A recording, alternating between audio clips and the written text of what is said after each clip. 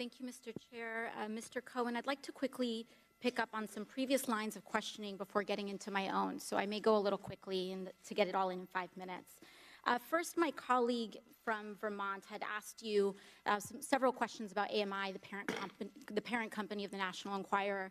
And in that, you mentioned a treasure trove, a quote, treasure trove of documents in David Pecker's office relating to information assembled from all these catch and kill operations against people who potentially had damaging information on the president. You also mentioned that the president was very concerned about the whereabouts of these documents and who possessed them. Does that treasure trove of documents still exist? I don't know. I had asked David Pecker for them. You would say the person who knows the whereabouts of these documents would be David Pecker? David Pecker, Barry Levine, or Dylan Howard. Okay, thank you. Secondly, I want to ask a little bit about your conversation with my colleague from Missouri about asset inflation. To your knowledge, did the president ever provide inflated assets to an insurance company? Yes. Who else knows that the president did this? Alan Weisselberg, Ron Lieberman, and Matthew Calamari. And where would the committee find more information on this? Do you think we need to review his financial statements and his tax returns in order to compare them?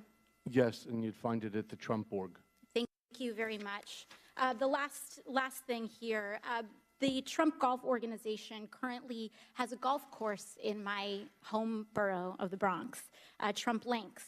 I drive past it every day, going between the Bronx and Queens. In fact, the Washington Post reported on the Trump Links Bronx course in an article entitled, "Taxpayers Built This New York Golf Course and Trump Reaps the Rewards." That article is where many New Yorkers and people in the country learned that taxpayers spent $127 million to build Trump Links in a, quote, generous deal, allowing President Trump to keep almost every dollar that flows in on a golf course built with public funds. And this doesn't seem to be the only time the president has benefited at the expense of the public. Mr. Cohen, I want to ask you about your assertion that the president may have improperly devalued his assets to avoid paying taxes. According to an August 21st, 2016 report by the Washington Post, while the president claimed in financial disclosure forms that Trump National Golf Club in Jupiter, Florida, was worth more than $50 million, he had reported otherwise to local tax authorities that the course was worth, quote, no more than $5 million. Mr. Cohen, do you know whether this specific report is accurate? It's identical to what he did at Trump National Golf Club at Briarcliff Manor.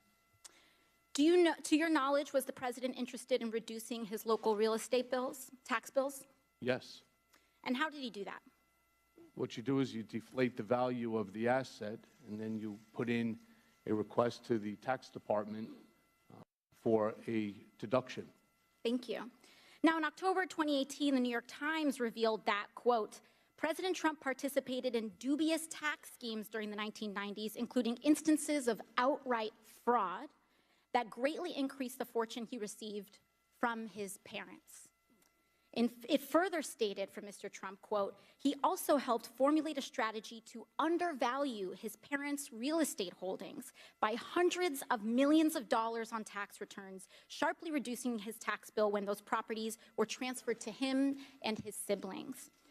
Mr. Cohen, do you know whether that specific report is accurate? I don't. I wasn't there in 1990s. Who would know the answer to those questions? Alan Weisselberg.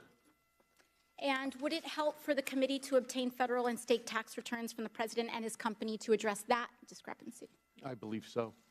Thank you very much. I yield the rest of my time to the chair.